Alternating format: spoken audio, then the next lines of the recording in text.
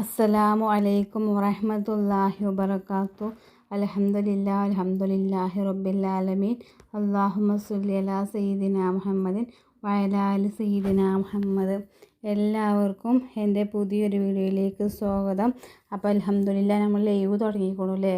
ഇൻഷാ അല്ലാഹ് 40 ദിവസം ഉണ്ടാവും ആ ലൈവിൽ 40 ദിവസം ഉണ്ടാകണം, നടത്തണം എന്ന് എനിക്ക് ആഗ്രഹമുണ്ട്. പക്ഷേ സാഹചര്യം എങ്ങനെ നീങ്ങാന്നറിയില്ല. അപ്പം ഇന്നലെ ഇന്നുമായിട്ട് നമ്മൾ ഇട്ടു യാ അസീസു യാ അള്ളാഹ് എന്നുള്ള അള്ളാഹുവിൻ്റെ അസ്മാഉൽ ഹുസ്നയിൽപ്പെട്ട മഹത്തായ ദിക്ർ കൊണ്ട് 40 ദിവസം 40 വട്ടം ചൊല്ലിയാൽ നമ്മുടെ ആഗ്രഹങ്ങൾ, എത്ര വലിയ ആഗ്രഹങ്ങളാണെങ്കിലും അള്ളാഹു സുബ്ഹാനഹു വ തആല നിറവേറ്റി തരും, ഉറപ്പാണ്.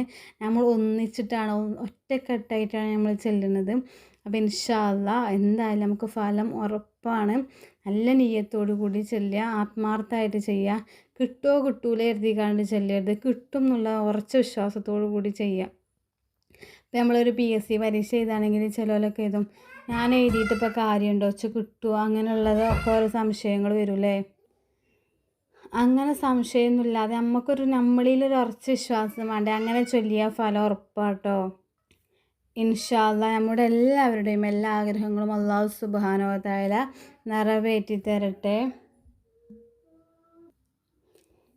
ഇന്ന് ഞാനൊരു മസല കേട്ടോ നിങ്ങൾക്ക് ഞാൻ പറഞ്ഞിരുന്നത്, നേർച്ചയാക്കിയ നോമ്പും ആർത്തവ രക്തവും. ഈ കൊല്ലത്തെ മുഹറം മാസത്തിലെ ആദ്യത്തെ 10 ദിവസം നോമ്പ് അനുഷ്ഠിക്കാൻ ഞാൻ നേർച്ചയാക്കിയിരുന്നു. നമ്മളൊക്കെ ചിലപ്പോൾ മുഹറം വരികയാണ്, നല്ല മാസമാണ്, അപ്പോൾ ഈ മുഹറം 1 മുതൽ 10 വരെ ഞാൻ നേർച്ചയാക്കിയിരിക്കണേ.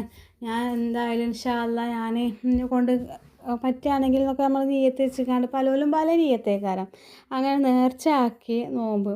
അപ്പോൾ നേർച്ചയാക്കിയിരുന്നു. ഇതുവരെയുള്ള 4 ദിവസങ്ങൾ ഞാൻ നോമ്പ് അനുഷ്ഠിക്കുകയും ചെയ്തു. ഇന്ന് എനിക്ക് ആർത്തവം ഉണ്ടായി. അങ്ങനെ നമ്മൾ നിയ്യത്ത് ചെയ്തിട്ട് 4 ദിവസം നോമ്പ് അനുഷ്ഠിച്ചു. 5-ാമത്തെ ദിവസം എനിക്ക് ആർത്തവം ഉണ്ടായി എന്നാട്ടോ പറയണത്. സാധാരണ 7 ദിവസമാണ് എനിക്ക് ആർത്തവം ഉണ്ടാകാറുള്ളത്. അതുകൊണ്ട് ഇന്ന് നോമ്പ് അനുഷ്ഠിച്ചില്ല. ഇനി ബാക്കിയുള്ള 5 ദിവസത്തിലും നോമ്പ് അനുഷ്ഠിക്കാൻ എനിക്ക് പറ്റുകയില്ലല്ലോ. ഞാൻ നേർച്ചയാക്കിയ നോമ്പിൽ നിന്ന് ബാക്കിയുള്ള 6 ദിവസത്തെ നോമ്പ് ഖളാ വീട്ടൽ എനിക്ക് നിർബന്ധമുണ്ടോ?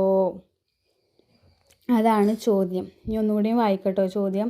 ഈ കൊല്ലത്തെ മുഹറം മാസത്തിലെ ആദ്യത്തെ 10 ദിവസം നോമ്പ് അനുഷ്ഠിക്കാൻ ഞാൻ നേർച്ചയാക്കിയിരുന്നു.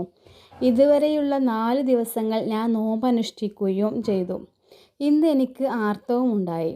സാധാരണ 7 ദിവസമാണ് എനിക്ക് ആർത്തവം ഉണ്ടാകാറുള്ളത്. അതുകൊണ്ട് ഇന്ന് നോമ്പ് അനുഷ്ഠിച്ചില്ല. ഇനി ബാക്കിയുള്ള 5 ദിവസത്തിലും നോമ്പ് അനുഷ്ഠിക്കാൻ എനിക്ക് പറ്റുകയില്ലല്ലോ. ഞാൻ നേർച്ചയാക്കിയ നോമ്പിൽ നിന്ന് ബാക്കിയുള്ള 6 ദിവസത്തെ നോമ്പ് ഖളാ വീട്ടൽ എനിക്ക് നിർബന്ധമുണ്ടോ? 4 നോറ്റു, ബാക്കി 6 ഉണ്ട്. അതിൻ്റെ ഉത്തരമായിട്ട് പറയുന്നത്, ഇന്നത്തെ നോമ്പും ബാക്കിയുള്ള 5 ദിവസങ്ങളിലെ നോമ്പും ഖളാ വീട്ടൽ നിങ്ങൾക്ക് നിർബന്ധമില്ല. പ്രസ്തുത ദിവസങ്ങളിൽ ആർത്തവം ഉണ്ടായതുകൊണ്ട് ആ ദിവസങ്ങളിൽ നോമ്പ് സ്വീകാര്യമല്ലല്ലോ. അതിനാൽ നിങ്ങളുടെ നേർച്ചയിൽ ആ 6 ദിവസങ്ങൾ ഉൾപ്പെട്ടിട്ടില്ല.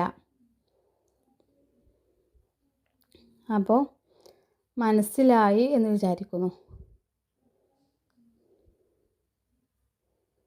മാതാപിതാക്കൾക്ക് വേണ്ടിയുള്ള പ്രാർത്ഥന ഉപേക്ഷിക്കൽ, അത് നമ്മളുടെ ജീവിതം കുടുസാക്കുന്നതാണ്, പ്രയാസകരമാക്കുന്ന പറയുന്നത്. കുടുസാക്കുക എന്നാൽ പ്രയാസകരമാക്കും.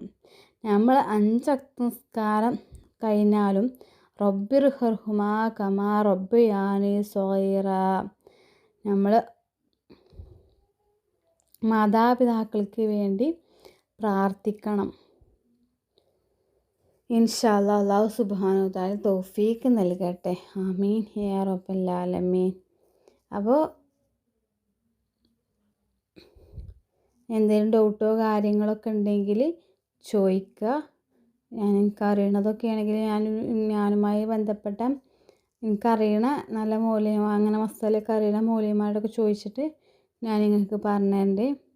എനിക്കറിയണത് ഞാൻ പഠിച്ച കാര്യങ്ങളാണെങ്കിൽ അത് നേരിട്ടും നിങ്ങൾക്ക് പറഞ്ഞു തരുന്നുണ്ട് ഇൻഷാ അല്ലാഹ്. അസ്സലാമു അലൈക്കും വറഹ്മത്തുള്ളാഹി വബറകാതുഹു.